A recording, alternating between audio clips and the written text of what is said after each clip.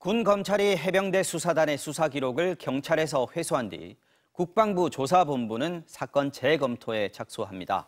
그런데 이 재검토 과정에서도 상부에 외압이 있었다는 의혹을 군인권센터가 제기했습니다.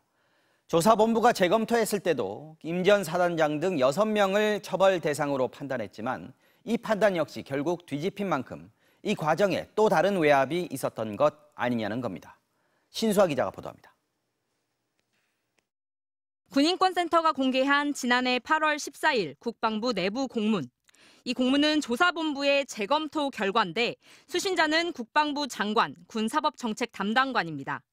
수신 3일 뒤인 8월 17일, 이종섭 당시 장관은 조사본부 간부들을 불러 장관실에서 회의를 연 것으로 확인됐습니다.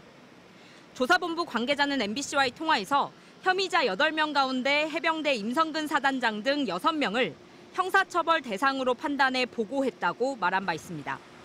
나머지 하급 간부 2명은 처벌 대상이 아니라고 본 겁니다. 김용원 군 인권보호관은 이 무렵인 14일 이종섭 장관과 통화했는데 이 장관도 비슷한 의견이었다고 말했습니다. 하급 간부 2명에 대해서는 좀 혐의가 있다고 보기 어려운 거 아니냐, 혐의가 있다고 보기는 어렵다는 것 같다. 다만 2명의 하급 간부가 처벌받아선 안 된다는 것이었지 임성근 사단장 등 6명을 처벌해야 한다는 구체적인 이야기를 한 것은 아니라고 했습니다. 하급 간부 2명에 대해서는 혐의가 없는 것으로 의견이 통일이 됐나? 그런 정도의 인식을 했을 뿐이지 나머지 사람들에 대해서 무슨 논의가 있는지 알 수도 없고.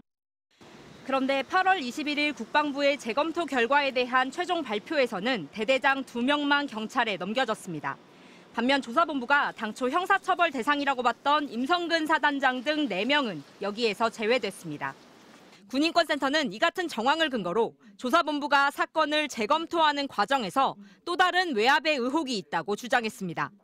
이에 대해 이종섭 전 장관 측은 재검토 결과와 관련한 중간 보고를 받지 않았으며 2차 외압 의혹은 사실 무근이라고 밝혔습니다.